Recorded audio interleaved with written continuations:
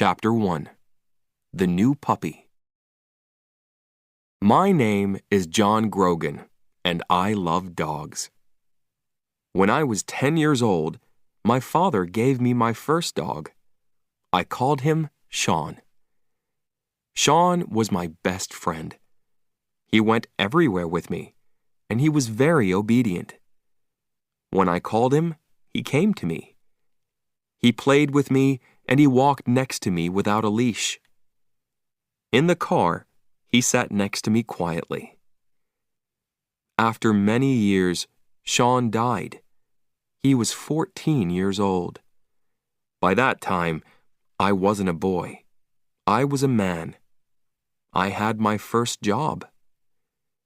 Sean was a great dog. I wanted to get another dog, but it had to be as wonderful as Sean. Some years later, I moved to Florida and married Jenny. Jenny and I had jobs with newspapers. We were very happy. We were young and in love, and life was wonderful. One day, I bought a plant for Jenny. It was very large, with beautiful white flowers. Jenny loved it, maybe too much. Every day, she gave it water. In the end, the plant got sick and died. Some days later, I woke up early. Jenny wasn't in bed. I found her at the table with a newspaper. She had a red pen in her hand. "Jenny," I said, "what are you doing?" She showed me the newspaper. It was open at a page of ads. "Look at this, John," she said. I saw an ad with a big red line under it. Beautiful Labrador puppies, 5 weeks old. "I can't forget about that plant," Jenny said. "Why couldn't I look after a plant? I only had to give it water, but I killed it." She looked sad, but then she smiled. "I can't look after a plant, but maybe I can look after a dog. And later, maybe I'll be ready for a baby." I thought about that. Jenny and I wanted to have children one day, but we loved dogs too. Our little house was a good place for a dog. We lived near a park and near a beach, and the house had a big yard with lots of trees. "Okay," I said. I put my arms around Jenny. "Let's get a dog." So some days later, we drove to the address in the ad. The house was in the middle of some woods. A woman came to the door, and there was a beautiful yellow Labrador with her. "I'm Lori," said the woman. "And this is Lily. She's the puppy's mother." "Where's the father?" I asked. "Oh," said Lori, "Sammy boy, he's around here somewhere." Then she said quickly, "Do you want to see the puppies?" Lori took us into a room behind the kitchen. There were a lot of newspapers on the floor and a large box by the wall. In the box were 9 yellow puppies. "Oh," cried Jenny, "aren't they beautiful?" We sat on the floor with the puppies. One little puppy really liked us. He climbed up our shirts and looked into our eyes. "The puppies are $375 each," said Lori. "But you can have that puppy for $350. I stood up and turned away from the puppies. Then I turned back quickly and shouted loudly. The other puppies ran away, but the little puppy ran to me and climbed over my shoes. "That's our puppy," Jenny laughed. I held him in front of my face. I looked at him, and he looked at me. He had very large brown eyes. I gave him to Jenny, and she held him too. I think he likes us, I said. We paid Lori for him. Come back for him in 3 weeks, she said.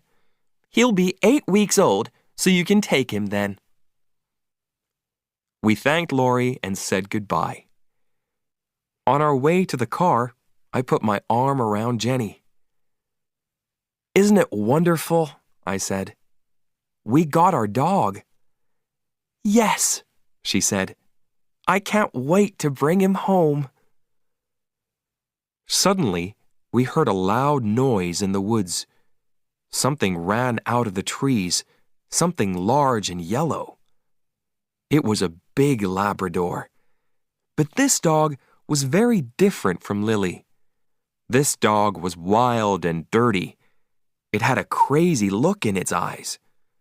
It ran quickly past us and around the back of the house. I think, I said slowly, that's Dad. Jenny and I tried to think of a name for our puppy, but each of us liked different names. One morning, we heard a song by Bob Marley, the Jamaican singer, on the radio.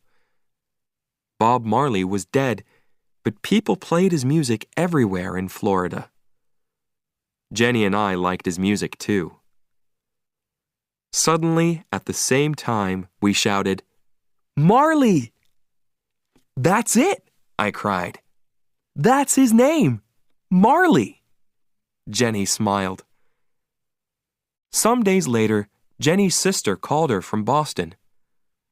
We're visiting Disney World next week with the children, she said. Would you like to come with us? Jenny wanted to go to Disney World very much. But I won't be here when Marley comes home, she said. That's okay, I said. I'll go and get Marley. A week later, Jenny left for Orlando. That evening after work, I drove to Lori's house. Marley was a very large puppy now. He eats a lot, said Lori. Are you ready for your new home, Marley? I said. I used his name for the first time, and it felt right. Marley sat next to me in the car. He tried to climb on me, but each time he fell back on the floor. In the end, he climbed up and sat on me. He wagged his tail happily. When we got home, I took off his leash. Marley began to sniff. He went around the house and sniffed everything. Then he sat back and looked at me with his large brown eyes. I could read Marley's thoughts. This place is great, but where are my brothers and sisters? I took Marley to the garage next to the house. It was a warm, dry room. Marley, I said, this is your room now. I put some newspapers down on the floor. I put some playthings down too. Then I put some water in a bowl and made a bed from a large box. You're going to sleep here, I said. I put Marley into the box. He looked sadly up at me. I went back into the house and closed the door. I stood and listened. I could hear nothing. Then I heard a cry, and then another cry. The cries got louder and louder. When I opened the door again, Marley stopped crying. I petted him for some time. Then I left again and closed the door. Marley started to cry again. I was very tired, so I went to my bedroom. My bedroom wasn't near the garage, but I could hear Marley's cries. I felt sorry for him. His family wasn't there. After I got into bed, I listened to Marley's cries for half an hour. Then I got up and went back to the garage. Marley stopped crying and wagged his tail. I carried his box into my bedroom and put it on the floor next to my bed. Then I got into bed and put my hand down into the box. Some minutes later, Marley was asleep. I slept too. Chapter 2. Life with Marley. For the next 3 days, I played with Marley. I lay on the floor and he climbed on me. He followed me everywhere and he tried to chew on everything. When Jenny came back from Disney World, she played with Marley too. She held him and petted him. She got up in the night and took him outside. Most of all, she gave him food. Marley ate 3 large bowls of puppy food every day. He got bigger all the time. His head and his paws were very large, and his tail was thick and heavy. When he wagged his tail, he pushed everything onto the floor, magazines and glasses and photos. Marley loved to grab things and hold them in his mouth. He grabbed things from the floor and from the dining room table. He grabbed shoes, pens, bottle tops, and many other things. "All right, what have you got this time?" I asked. When I opened his mouth, I always found something new inside. Every morning, I took Marley for a walk on the beach. Then I put him in the garage with a bowl of water and some playthings. After that, I went to work. I always said, "Be a good boy, Marley." Jenny came home at lunchtime and gave him food. In the evenings, we took Marley down to the beach again. But our walks weren't easy. Marley ran in front of us and pulled on his leash. We pulled him back, then he pulled us again. He went this way and that way, and he sniffed everything. We tried to teach Marley, "Come, stay, sit, down, no." But he didn't listen to us. He wasn't obedient. He was like an excited child. But every day, he got bigger and stronger. "I killed the plant, but I'm good with Marley," Jenny said happily. One day, Jenny invited a friend to our house. Her friend brought her old dog Buddy with her. Buddy and Marley ran and played. Then they were tired, so they lay down in the yard. Some days later, Jenny was with Marley when she said, "Come and look at this, John." I looked and I saw something small and black in Marley's fur. "Oh no," I said. "Marley has fleas." They were on his paws, inside his ears, and under his tail. "Buddy had fleas and he gave them to Marley," said Jenny angrily. She ran out and got into her car. Half an hour later, she came back with bags of chemicals. First, she washed Marley's fur with the chemicals. Then, she put him in the garage and cleaned the house carefully. I cleaned the yard. Every day after that, we looked in Marley's fur, but we couldn't see any more fleas. Some weeks later, Jenny said, "John, I'm going to have a baby." "That's wonderful," I said. I was very happy. We were ready for a baby now. Then Jenny said, "But will those chemicals be a problem?" "What chemicals?" I asked. "What do you mean?" "Don't you remember? I used very strong chemicals when Marley had fleas. They can't be good for a baby," she said. She talked to her doctor about the chemicals. "It's all right, Jenny," he said. "Everything will be okay." Jenny got up early every day and took Marley for a walk. She ate lots of fruits and vegetables. After 10 weeks, she and I saw the doctor again. "Would you like to see your baby?" he asked. "Yes, please," we said. We felt very excited. The doctor took us into a room at the back, and Jenny lay down. He moved something over Jenny. On a machine next to him, we could see something like a small gray bag, but we couldn't see a baby inside. "Is there anything in there?" asked Jenny. After a time, the doctor said quietly, "I'm very sorry, Jenny. Your baby's dead." I felt sick. I sat and held Jenny's hand. We didn't say anything for a long time. When the doctor left, I put my arms around my wife. Later, I took her home. She was very quiet in the car. Her eyes were red, but she didn't cry. Back home, Jenny went into the dining room and sat down quietly on a chair. I got Marley from the garage. He was very excited. He jumped up and wagged his tail. He wanted to play. "Not today, Marley," I said, sadly. Marley ran into the yard. He came back into the house and drank water from his bowl. Then he ran into the dining room, and I followed him. But at the door of the dining room, I stopped.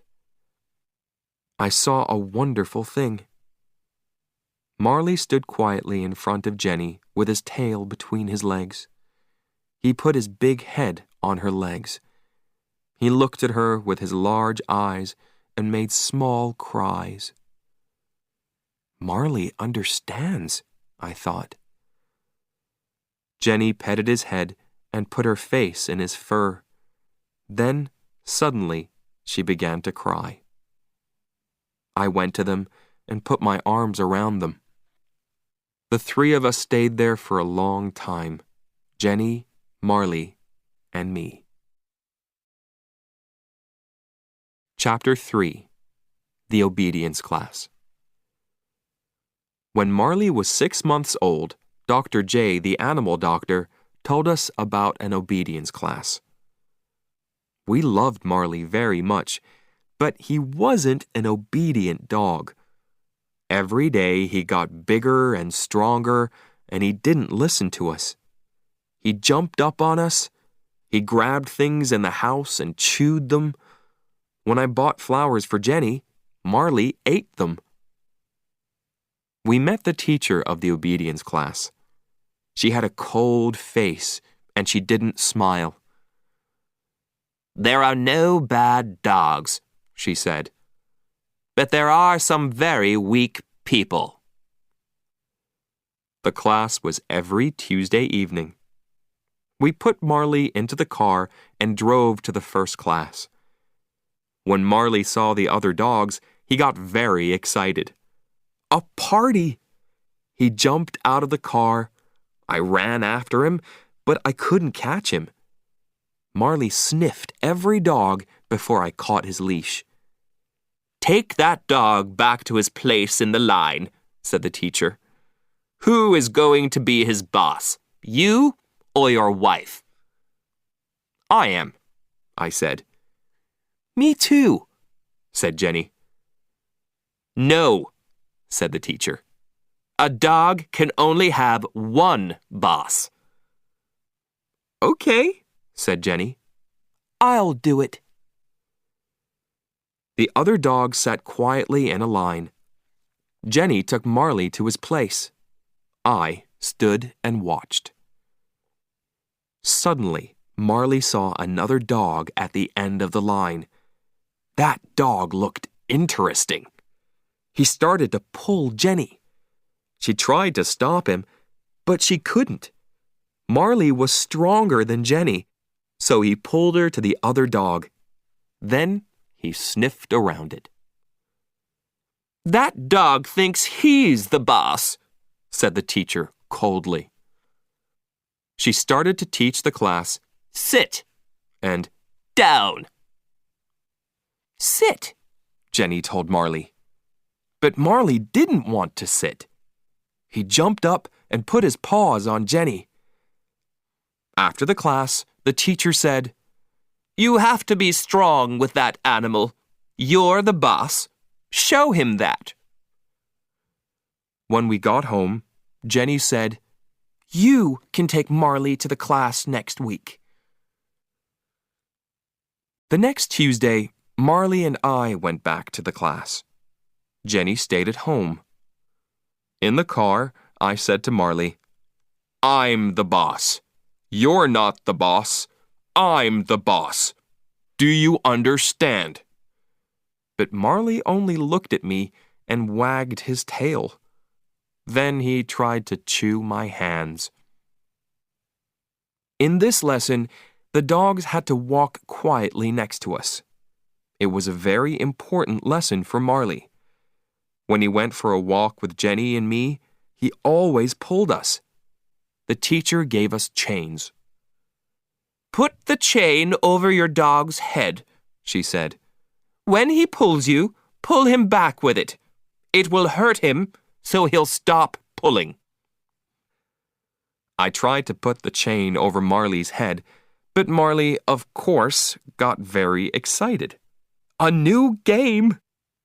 He grabbed the chain with his teeth. I tried again, but each time, Marley grabbed it. In the end, I got the chain over Marley's head and started to walk with him.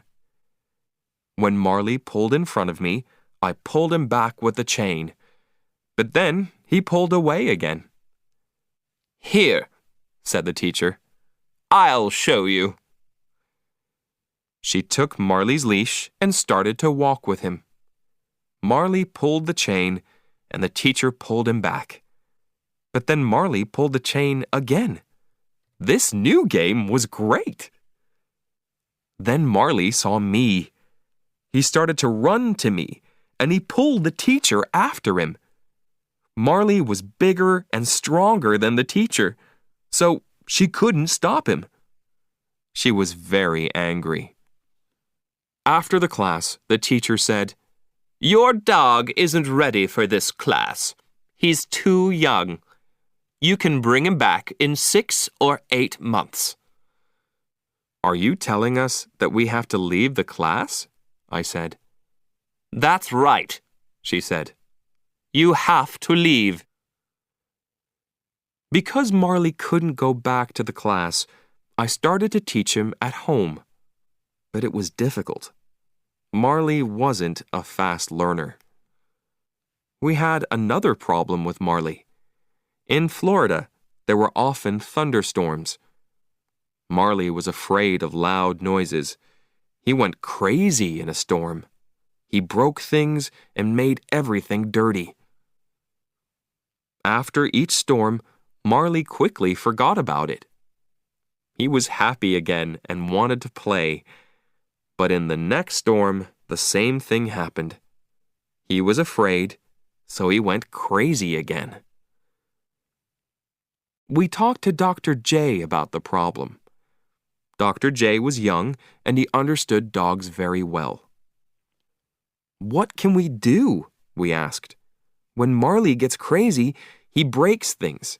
One day, he'll get hurt in a storm." "Marley is 7 months old," said Dr. J. "I'll neuter him. Then he won't get so excited. He'll be a quieter, happier dog." I thought about that. "Oh," I said, "I don't really know." "Yes," said Jenny. "That's a great idea." "Bring Marley here on your way to work," said Dr. J. "It doesn't take long. He'll be ready by the afternoon. You can get him again on your way home." A week later, we took Marley to Dr. J. Marley ran from the house and jumped into the car. He was very happy. He loved to go out with Jenny and me, his 2 best friends. Jenny drove and I sat next to her with Marley. He pushed at the window with his nose. He wanted to sniff outside the car. I opened the window and Marley put his nose outside. "I feel sorry for Marley," I said to Jenny. Then I looked at him. His front paws were out of the window. "John," said Jenny, "what's Marley doing? Please be careful." "He's fine," I said. "He only wants to put his head outside." Marley put his head out of the window. Then, suddenly, he pushed his front legs out, too. He tried to jump down on the road, but the road was very busy with cars. "John!" shouted Jenny. "Hold him!" Jenny tried to stop the car, but she couldn't. The other cars drove around us very fast. It was very dangerous. Now, Marley's front paws were down on the road. He ran next to the car. I grabbed him by his tail, and Jenny stopped the car. "Now what?" I shouted. I couldn't pull Marley back into the car. I couldn't open the door. I couldn't get my other arm out. And there were cars all around us. The other drivers looked at us angrily.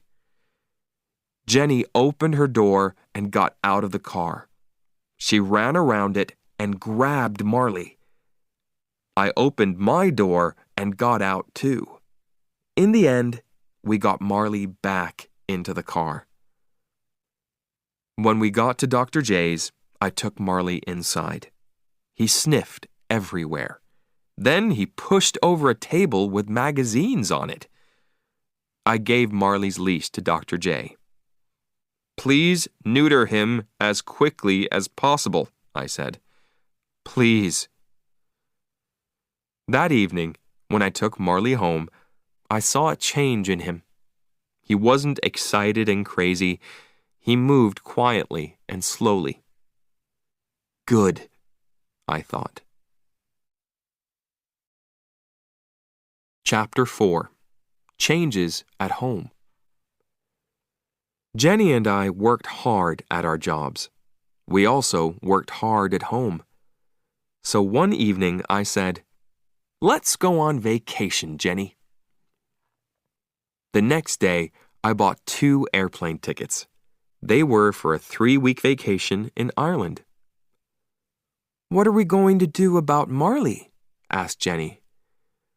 "We can leave him in the house," I said. "Somebody can stay here with him."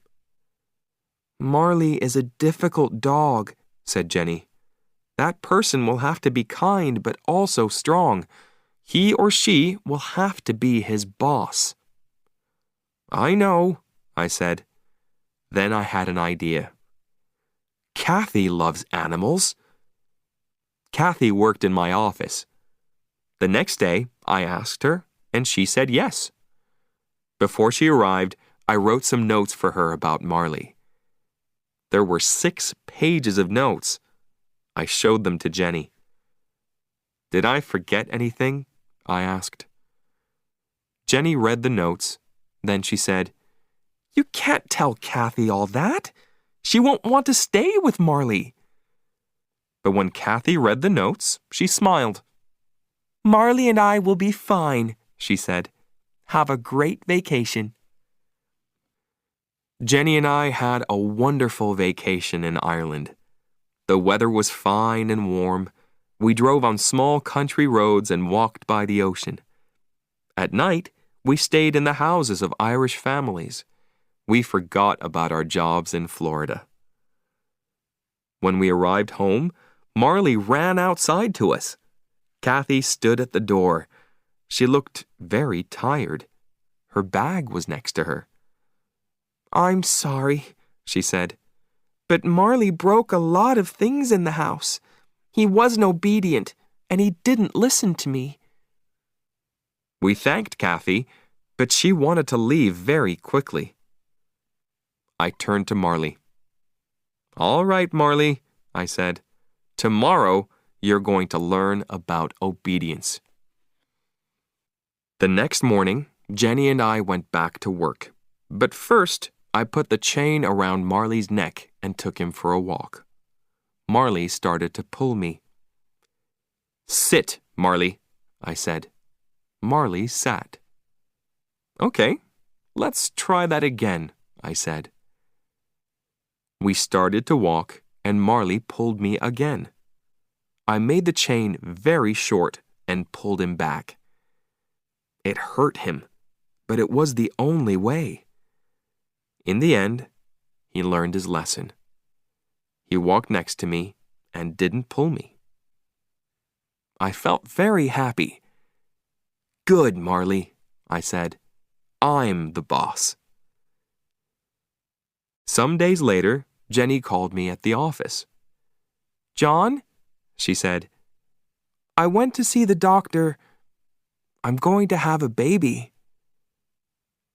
This time, Jenny and I were very careful, and we put away every chemical in the house. Jenny looked well. She got up early each morning and took Marley for a walk by the ocean. When we went to the doctor, we saw our baby on the machine. But I didn't forget about Marley. I worked with him every day. Marley was more obedient now, but he didn't listen to me all the time. He came when I called him, sometimes. In our yard, we had a fruit tree. Marley loved eating fruit, but it went through him quickly. His poop was everywhere in the yard. He ate a lot of other things, too. These went through him and came out in his poop: toys, pens, and bottle tops. I bought Jenny a beautiful chain for her birthday. She loved it, and she put it around her neck. But some hours later, she cried, "My chain! Where is it? Maybe I didn't put it on right." "We didn't go outside," I said. "So it's here in the house."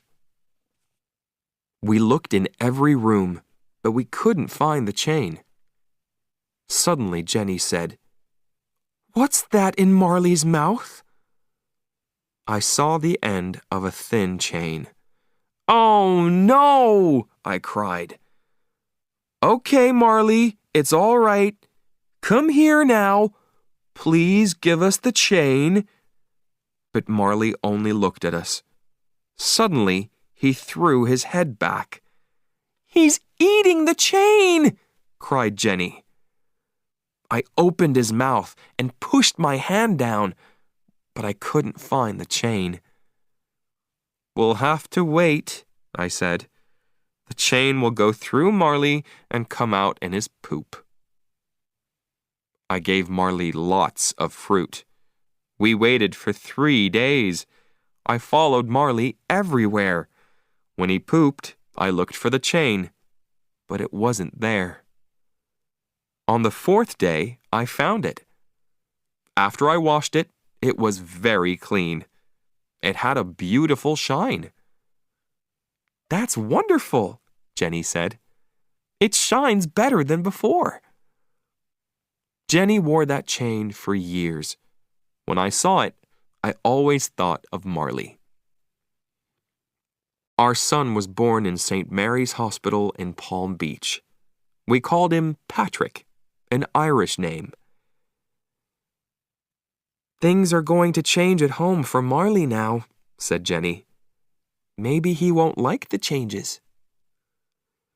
I brought Jenny and Patrick home from the hospital. Patrick was asleep, and we put him on our bed. Then we went to the garage and brought Marley into the house. He followed Jenny into the bedroom, but he didn't see Patrick on the bed. Then Patrick made a small noise, and Marley's ears went up. Where did that noise come from? Patrick made another noise. Marley held up a paw, and Jenny and I watched him. What's Marley going to do? I thought. Marley jumped up onto the bed. I pulled him back quickly and held him. Patrick's eyes were very wide. But Marley didn't want to hurt Patrick. He sniffed all around him. Now Marley had a new best friend. When he was near Patrick, he wasn't wild and crazy. At night, he slept under Patrick's bed. 6 months later, Patrick started to move around. Marley lay on the floor, and Patrick climbed over him. Sometimes, Patrick pulled Marley's fur, but Marley lay quietly and didn't move. We were parents now, and we were happy. We had our wonderful baby. We had our dog. We had our house by the ocean. Life was good.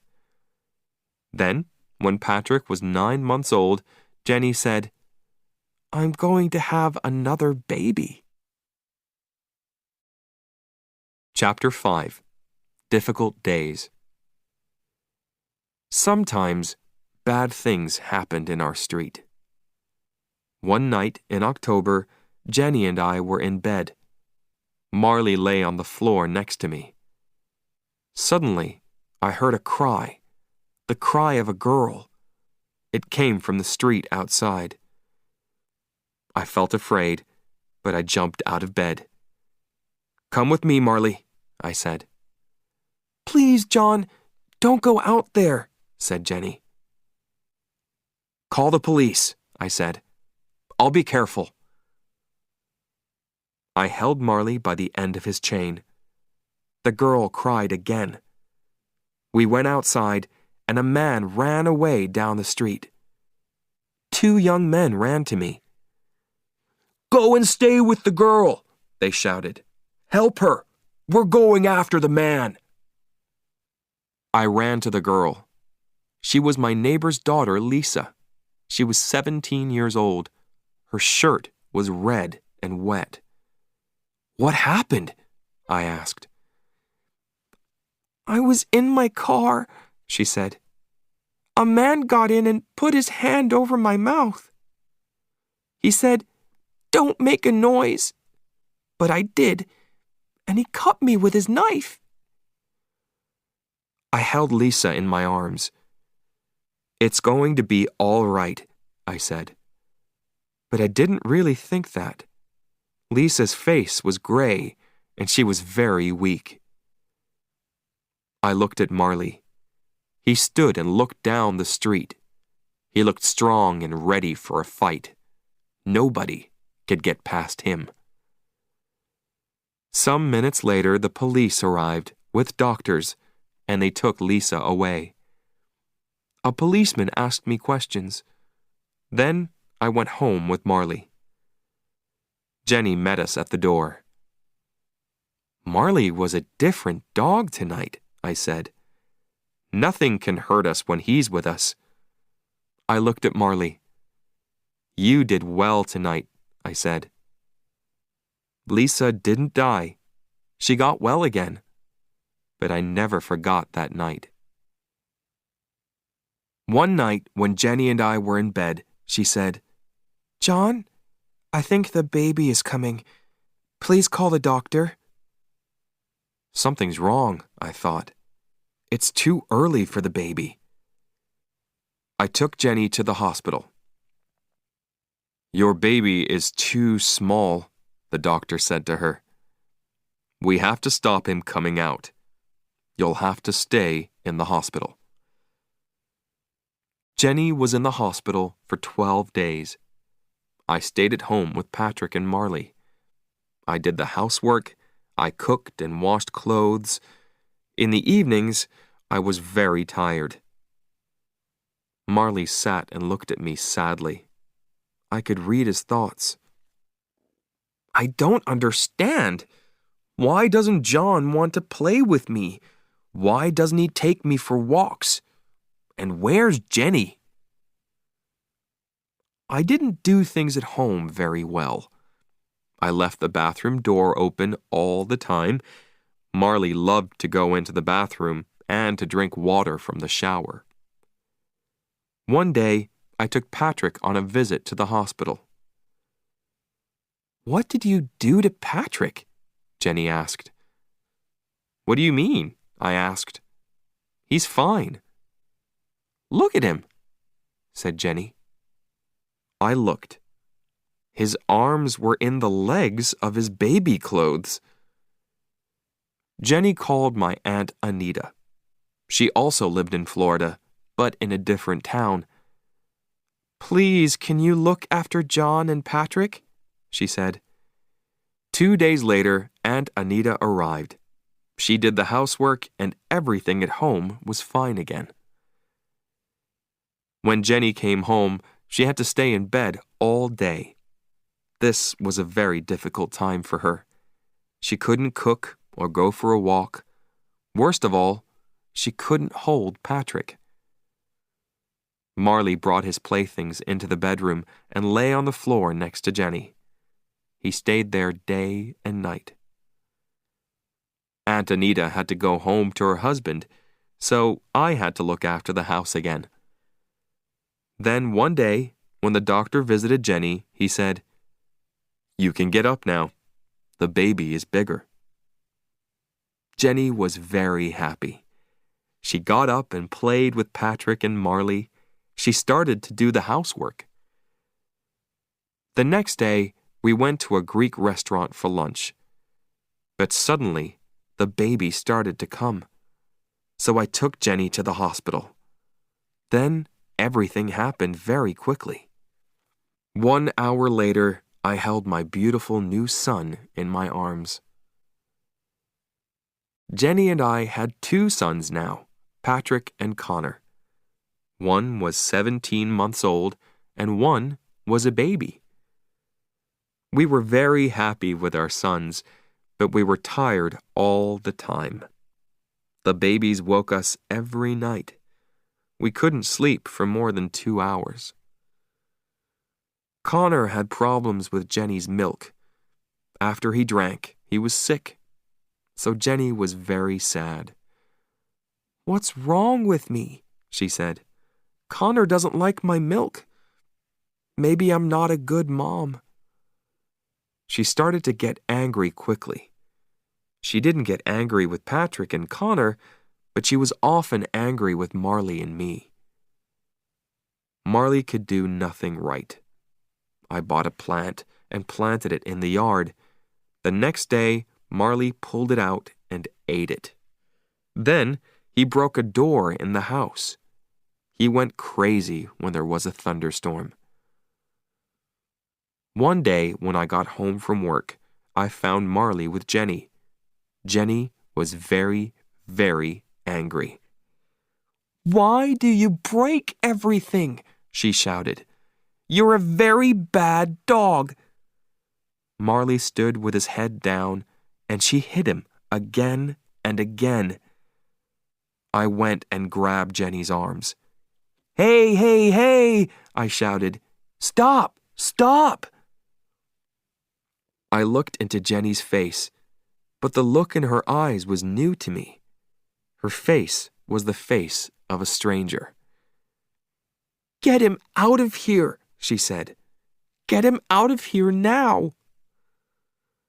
I opened the front door and Marley ran outside. When I turned back for his leash, Jenny said, "You have to find Marley a new home." She couldn't mean it. She loved this dog. I walked out of the door. Marley ran and jumped around. He wasn't hurt. I took Marley into the street and said, "Sit." He sat. I put his chain over his head with the leash. Then I took him for a very long walk. When we got home, Marley was very tired. I took off Marley's leash and he ran to his bowl. The water went everywhere on the floor. I cleaned it. Jenny sat in a chair with Patrick and Connor. When I walked past her, she said quietly, "I want that dog to leave." I felt very sad. Marley was my friend, and I loved him. I didn't want to find a new home for him. But I also had a wife and 2 small children. I had to think about them. I talked to my friends and neighbors about Marley. "Do you want a Labrador?" I asked, but nobody did. I looked in the newspapers. They were full of ads from people with dogs, and a lot of the ads were for Labradors. These people paid a lot of money for their dogs, I thought, but now they're looking for new homes for them. Maybe Labradors are too difficult, too big and strong. Marley wasn't an easy dog. He wasn't obedient, and he broke things. But we brought him to our home when he was a puppy. He loved us, and we loved him. He was our dog. I took Marley back to the obedience class. A different teacher was there now. This time things went better. I said sit, and Marley sat. I put the chain around his neck, and he walked quietly next to me. I said stay, and he stayed. I walked away from him, but he didn't move. Then I turned and said, "Come." Marley ran quickly to me. "Good boy, Marley," I said. "Good, good, good boy." At the end of the 8 weeks, the teacher gave me a paper.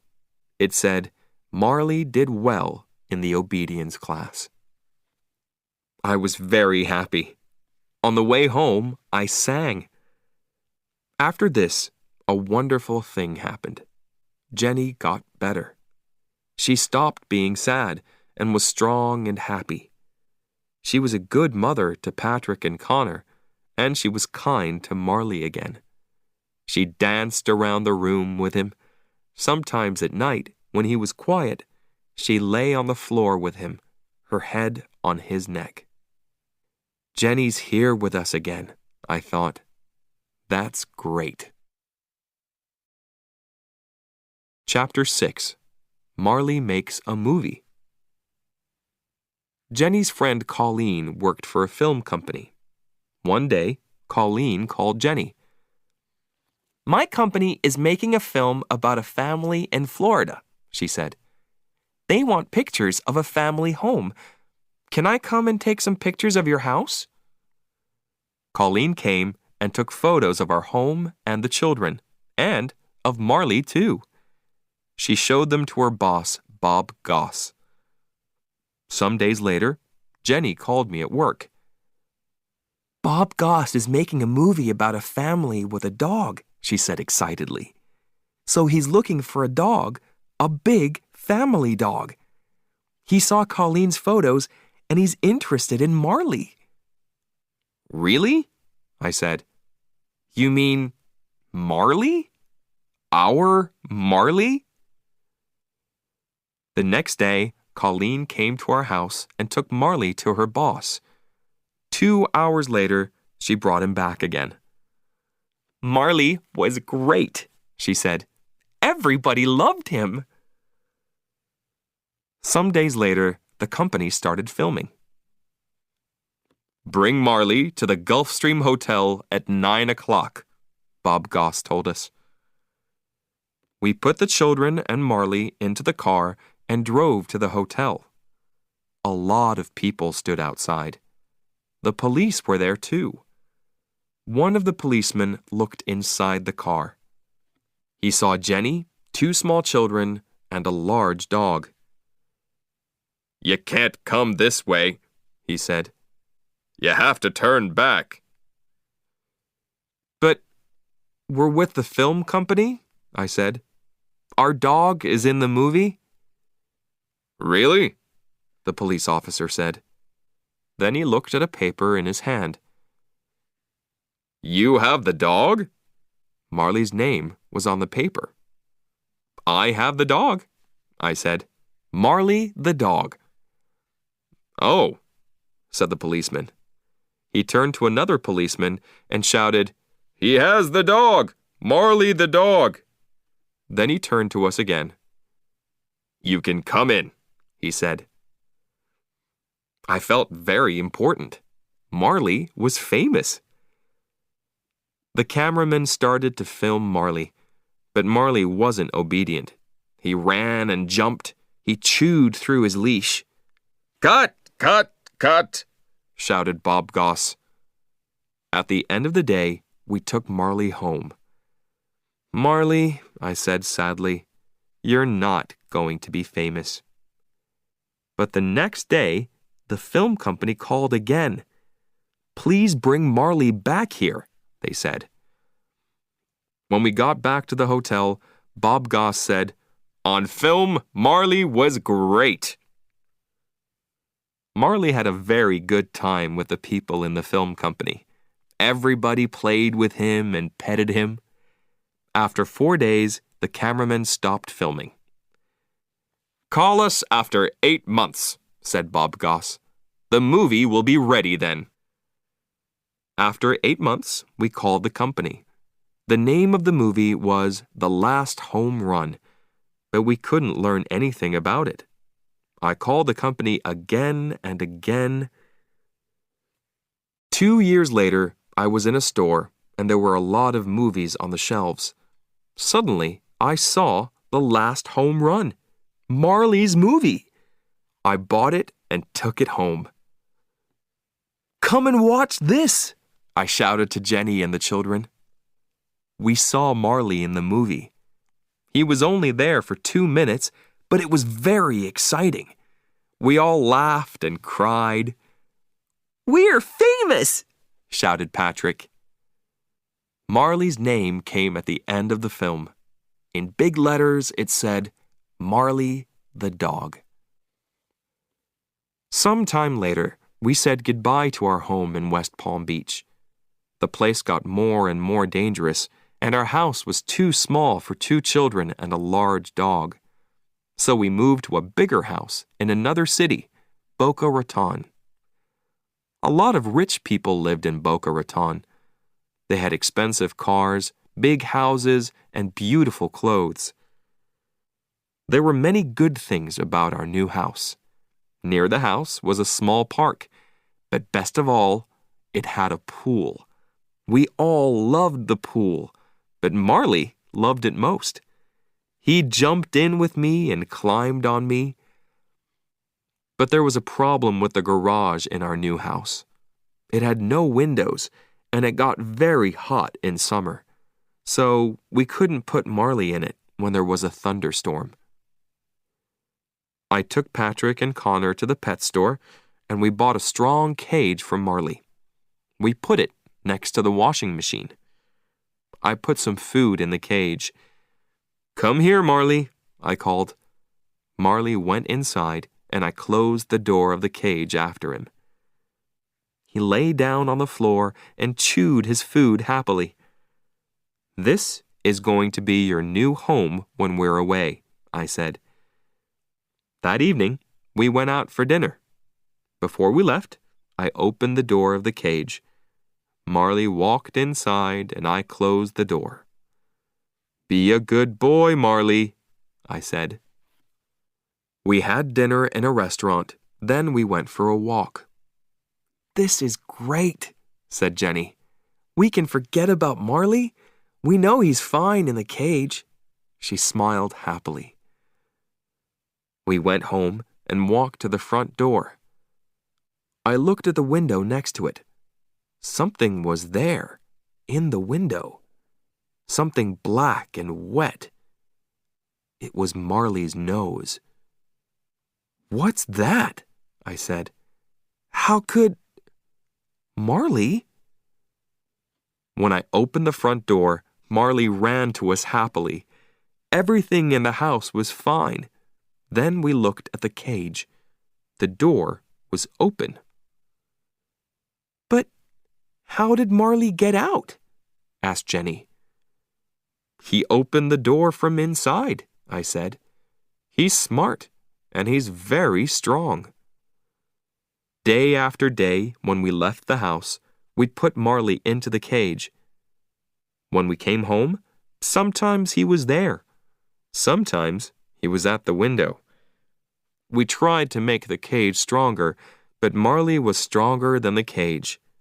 When he wanted to get out, he pushed the door open. Chapter 7. The World's Worst Dog. Many people in Boca Raton had dogs, but their dogs were very different from Marley. Most of these dogs were very, very small. Rich women carried them in their handbags and took them into expensive stores and in their fast cars. Marley wanted very much to be friends with these small dogs, but the dogs didn't want to be friends with Marley. The weather in Boca Raton was very good, so lots of restaurants had tables and chairs outside. Customers brought their dogs with them to the restaurants. People ate their food or drank coffee, and their dogs lay quietly on the ground. One Sunday afternoon, we went out for lunch. We parked our car and walked up and down the street. Many other people were out with their dogs too. Marley walked next to me on his leash. We found a restaurant and sat down outside. I put Marley's leash around one of the legs of the strong, heavy table. The waiter came and we asked for some drinks. Then Jenny held up her glass happily. "To a beautiful day with my beautiful family," she said. Suddenly, our table started to move. It moved quickly between the other tables and the other customers. "What's happening?" I thought. Then I saw a small white dog across the street. "Marley's going to that dog," I shouted. "We have to stop him."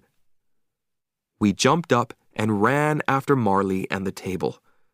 "Sorry, sorry, sorry," we shouted to the other customers. I ran and grabbed the table. Jenny grabbed it too. We held it and it stopped moving. I turned around and saw the faces of the other customers. Everybody looked at us with their mouths open. We carried the table back to its place, and a waiter came. "I'll get some more drinks for you," he said. "No," said Jenny. "We'll pay for our drinks and leave." Jenny and I had another baby. This time, it was a girl, and we named her Colleen. When Colleen was 2 months old, I had my 40th birthday. I wanted to do something exciting on my birthday, but it was a very quiet day. When I arrived home from work, Jenny was tired. By 8:30, all 3 children were asleep, and Jenny was too. I felt a little sad. I took a drink outside. I sat and looked at the ocean. Marley lay on the ground next to me. I thought about my life. Then I thought about Marley. He wasn't a puppy now. He was 6 years old. But he loved life, and he was very happy. "Marley," I said, "it's only you and me tonight." I held up my glass. "We're not young, but we're having a good time." Some days later, my friend Jim called me. "Let's go out for a drink on Saturday," he said. Jim came for me at 6 o'clock, and we went out to a bar. We talked and laughed. Then the barman called out, "Is John Grogan here? There's a phone call for John Grogan." It was Jenny. "The baby's crying," she said. "Can you come and help me?" "I'll take you home," Jim said. When we turned into my street, I saw a lot of cars. "Somebody's having a party," I said. Jim stopped the car outside my house, and I invited him inside. Then, suddenly, the front door opened. Jenny stood there with Colleen in her arms. She had a big smile on her face. I looked into the yard. There were lots of people around the pool. My friends and neighbors. "Happy birthday, John!" they shouted. I wanted to take Marley to the beach. You couldn't take pets onto most beaches in South Florida, but one small beach was different. Everybody called it Dog Beach. On Dog Beach, dogs could run freely. They didn't have to be on a leash. One morning in June, I took Marley to Dog Beach. There were lots of people with dogs, but the dogs were on leashes. "What happened?" I asked a man. "The police came," the man said. "We have to use a leash." So I walked Marley on his leash, but I felt sorry for him. After our walk, I gave Marley a bowl of water. Then a man arrived with a big black dog. It looked dangerous.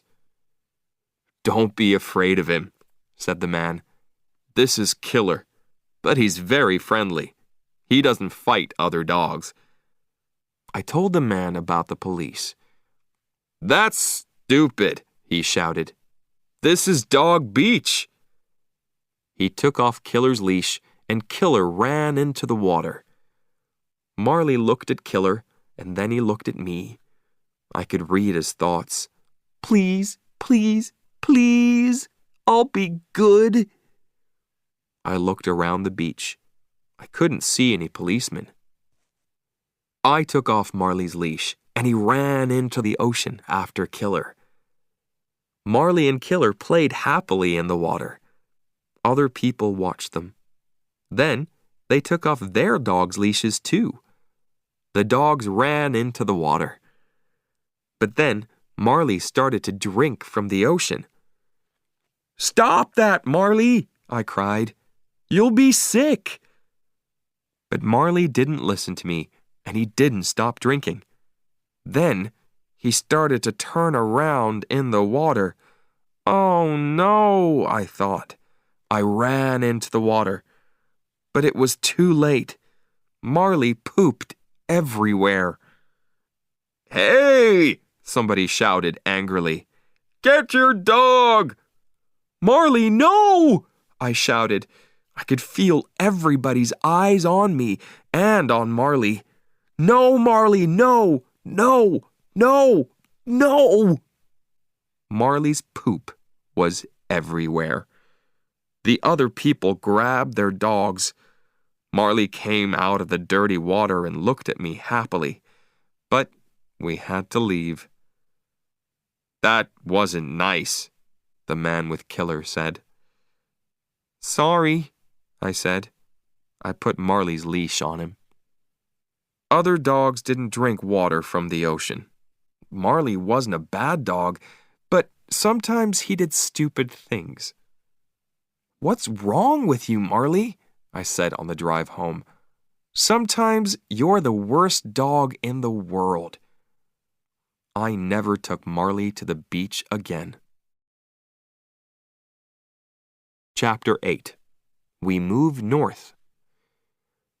When Colleen was 2 years old, I got a job with a magazine in Pennsylvania, in the northeast of the United States. We were ready for a change from Florida. There were too many people and cars. The weather was always hot, with a lot of thunderstorms. We wanted to live in a quiet place in the country. We wanted to see summer, winter, spring, and fall. Most of all, we wanted to see snow. Our new home was very beautiful. There was a small river near our house, and there were woods all around it. Marley was very happy. He loved playing in the woods and running after small animals. 3 weeks after New Year, it snowed. The children were very excited because it was their first time. We put on warm jackets and ran outside. Marley followed us. Marley was very funny in the snow. He fell down all the time. Snow lay on his fur and his face. I could only see a black nose and 2 brown eyes. I could read his thoughts. "I don't understand. What's this? It feels so cold and wet." But then Marley jumped up again. He ran around the yard and jumped through the snow. The children laughed happily, and Marley was happy too. We had a great time. It was almost the end of our first winter in Pennsylvania. We were very happy in our new house. But Marley was 9 years old now. He moved more slowly, and he slept for most of the day. Sometimes, when I took him for a walk, he got very tired. His fur in many places was gray, not yellow. Life with Marley wasn't easy. He cost us a lot of money. He ate a lot of food, and he broke a lot of our things. We could never change him. We knew that. But he was one of our family. He loved us, and we loved him. That spring, I said to Jenny, "Let's get some farm animals." "Okay," she said, "but we don't have a place for big animals. Let's get some chickens. Then we can have eggs every day." Jenny talked to one of the moms at the children's school. Donna lived on a farm. She gave Jenny 4 baby chickens. The chickens lived in a box in the kitchen. They ate and pooped. Then they ate some more, and they got bigger. One morning, I woke up early when I heard a call from downstairs. "Cock-a-doodle-doo!" I woke Jenny up and asked, "What's that noise?" "Oh," she said, "I don't know." She turned over and slept. Every morning, the chickens made a lot of noise. Sometimes they made loud noises very near Marley. Marley was usually afraid of loud noises, but he didn't move away from the chickens. That's strange, I thought. Can't Marley hear the chickens? One afternoon, when Marley was asleep in the kitchen, I walked up behind him. "Marley," I said, but Marley didn't move. "Marley," I said again. Nothing. "Marley!" I shouted. Marley turned. He stood up and wagged his tail. "Oh no," I thought. Marley can't hear. But Marley could hear some things. When we put food in his bowl, he always heard the sound of his dinner. He ran in from the next room. Marley was always hungry. He ate 4 big bowls of dog food every day, and he also ate our food. Labradors are big dogs, and Marley was a very large Labrador, but he never got fat. One day, I came home from work early, and I went into the kitchen. Marley was there. He didn't see me, and he didn't hear me. There was a sandwich on the kitchen table. Marley stood up and put his paws on the table. Then he ate the sandwich. "What are you doing, Marley?" I asked. "You are a bad dog." But he didn't hear me. He ate the sandwich happily. I put my hand on Marley's fur, and he jumped. When he saw me, he lay down on the floor. He looked up at me, and I started to laugh. I couldn't be angry with Marley. He was old now, and he couldn't hear. I couldn't change him. The chickens weren't afraid of Marley, and he never tried to catch them. They walked around the yard, and Marley went with them. Chapter 9. Marley Gets Older.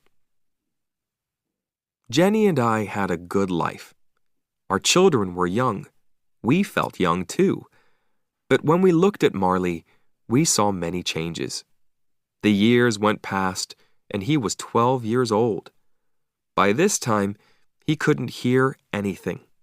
His fur was gray. His teeth were brown. Late one night, I took Marley outside for his walk before bed. It was winter, and there was a cold rain. I went back into the house for my jacket. When I came out again, Marley wasn't there. I looked for him everywhere, but I couldn't find him. I went back inside. Then I walked upstairs and woke up Jenny. "I can't find Marley," I said. "He's out there in the rain." Jenny pulled on her jeans and shoes, and we went outside again. I walked slowly through the woods and called for Marley. Jenny went a different way. We were very wet and cold. "Let's go home and get warm," I said. "I'll get the car and come out again."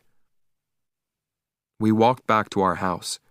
Suddenly, we saw Marley. He stood outside the house, out of the rain. When he saw us, he was very happy. I felt angry with him, but then I was happy too.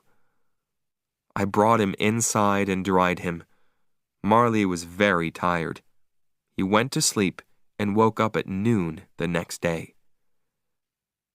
Marley couldn't see well now. His fur started to fall out too. Jenny cleaned the house every day, but his hairs were everywhere. But Marley's biggest problem was his hips. They hurt him a lot, and he couldn't move quickly. He couldn't climb the stairs easily, but he tried to follow us everywhere. Marley had good days and bad days. One spring evening, I took him for a short walk around the yard. The night was cold, and there was a light wind. I ran, and Marley ran with me.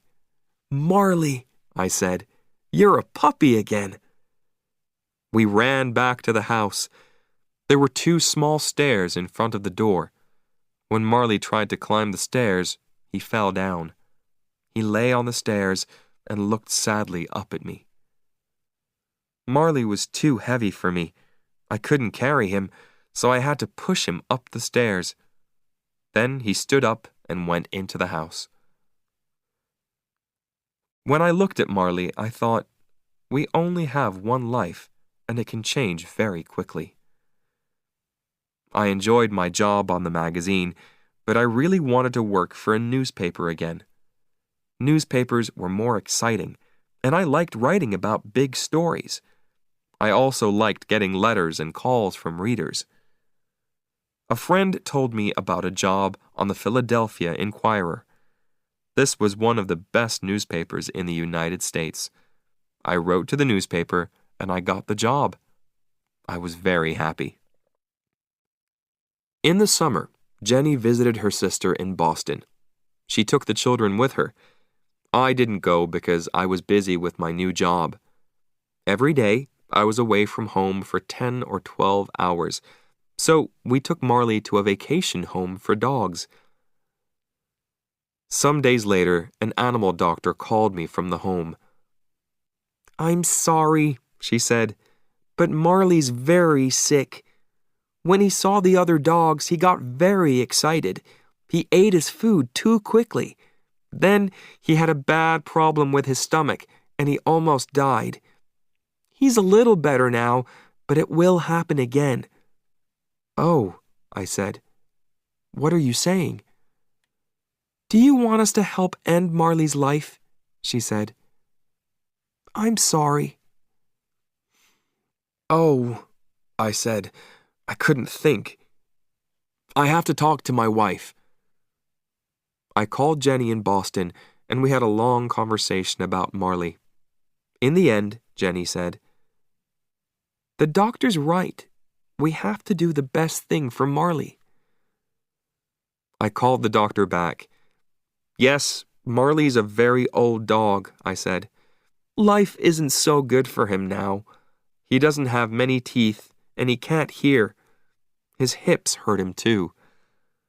"Yes," she said. "Maybe we have to put him to sleep, but I'll call you again in an hour." When the doctor called again, she said, "Marley's a very sick dog, but he isn't getting worse." The next morning, she called again. "We can wait," she said. "Marley's eating. You can take him home tomorrow." I was very happy. The next evening after work, I went to the dog's home. Marley was very thin and weak. I thanked the doctor. "Everybody here loves Marley," she said. One of the workers helped me put Marley into the car. Then I drove him home. He couldn't climb the stairs to the bedroom, and I didn't want to leave him. So that night, I put a sleeping bag on the floor and lay down next to him. "Tomorrow, Jenny and the children are coming back," I said. "But tonight, Marley, it's only you and me." I thought about my first night with Marley when he was a small puppy. That night, he cried for his mother, and then he slept in a box next to my bed. Now, 13 years later, here we were again. I put out my hand and petted him. In the next weeks, Marley got a little better. A lot of the time, he lay on the floor in the family room, asleep in the sun. But one morning when I was in the bedroom, I heard a noise. Then Connor shouted, "Help! Marley fell down the stairs!" Marley lay at the bottom of the stairs. Jenny and I ran to him, but then he got up and walked away. "Marley had a bad fall," I told the children.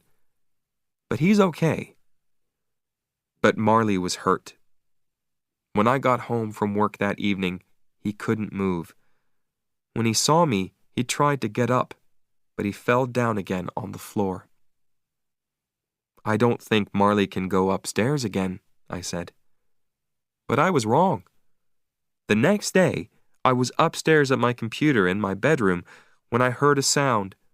I turned around. Marley stood at the bedroom door. "Marley," I said, "what are you doing here?" I went to him and petted him. Then I looked into his eyes. "Marley," I said, "you're going to tell me when it's time, right?" Chapter 10.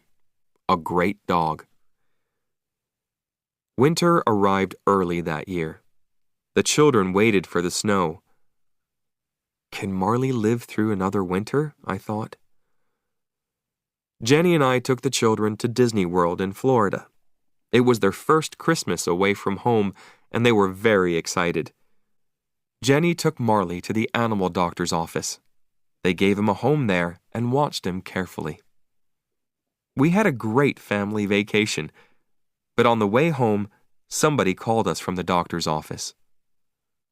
"Marley's very tired," she said, "and his hips are really hurting him." The next day, Jenny went for Marley. He got out of the car, but he couldn't walk into the house. He lay on the ground outside. Jenny called me at work. "I can't get Marley inside," she said. "He can't get up." I left my office and went home. When I arrived, Marley was inside the house, but he was very sick. He lay on the floor. For the first time in 13 years, he didn't get up when he saw me. His eyes followed me, but he didn't move his head. I looked at his stomach. It was very big. I called the animal doctors. "Bring Marley here now," a young woman doctor said. I looked at Jenny and she looked at me. "Marley has to go to the hospital," we told the children. "The doctors are going to try to make him better, but he's very sick." With Jenny's help, I put Marley into the back of the car. He lay on the floor. I petted his head. "Oh, Marley," I said again and again. At the hospital, I helped him out of the car and took him inside. The young doctor took him away. Then she came back and showed me some pictures of the inside of Marley's stomach. "I'm very sorry," she said quietly. "We can't do anything for Marley now." "I understand," I said. "Please, can I say goodbye to him?" "Yes, of course," she said. "Have as much time with him as you want." Marley was asleep. I got down next to him and ran my fingers through his fur. I held up each ear in my hands. I opened his mouth and looked at his teeth. Then I held up his front paw. "I want you to understand something, Marley," I said. "Sometimes we called you the world's worst dog. But you're not. We never told you this before. But you're a great dog, Marley. A great dog. I sat with Marley for a long time. Then I called the doctor. I'm ready now, I said. I held Marley's head and the doctor gave Marley something. It didn't hurt him. He died quietly. I want to take Marley home, I said. 2 people brought a large black bag out to my car. Then I thanked the doctor and drove away. When I got home, the children were in bed. I put my arms around Jenny and we cried for a long time. Later, we went outside. We took the black bag out of the car and put it into the garage. Next morning, Jenny told the children about Marley. They were very sad and started to cry. It's okay, I said. When you have a dog, this always happens. Dogs don't live as long as people. Connor made a picture and wrote a letter for Marley. To Marley, I loved you all my life. You were always there when I wanted you. Your brother, Connor Richard Grogan. Colleen made a picture of a girl with a big yellow dog. She wrote under the picture, I will never forget you, Marley. I found a very good place for Marley, in the ground under 2 big fruit trees. I put the black bag in the ground, and Jenny and the children watched. After I finished, everybody said, We love you, Marley. Then we went back to the kitchen and told stories about Marley. Sometimes we laughed, and sometimes we cried. The next days were very difficult. The house was very quiet. When I came home at night, there was no Marley. Jenny cleaned the house, but his fur was everywhere. One morning, when I put on my shoes, I found some of Marley's fur inside them. Marley was my dog for 13 years. He wasn't an obedient dog, but he was important in my life. I wanted to tell other people about him, so I wrote about him in my newspaper. Nobody called Marley a great dog or a good dog. He was wild and crazy. He had to leave obedience school. He chewed things, and he wasn't very intelligent. But he understood people's feelings, and he was very good with children. A person can learn a lot from a dog. Because of him, I listened to my feelings. Because of him, I enjoyed winter sunlight and the snow and a walk in the woods. Because of him, I can be a good friend. A dog can show us the important things in life. A dog isn't interested in fast cars or big houses or expensive clothes. Give a dog your love, and he will give you his. Many people read about Marley in the newspaper. Animal lovers called me and wrote to me. They wrote to me about their love for dogs. They wrote about their feelings when their dogs died. Many people wrote funny stories about their dogs. Some people wrote, Marley wasn't the worst dog in the world. My dog's the worst dog in the world. I began to feel better. I took the letters home and showed them to Jenny. She laughed too. Winter came to an end, and it was spring. Our yard was full of flowers. I didn't think about Marley all the time. When I thought about him, I usually remembered the happy days. In many ways, life without a dog was easier.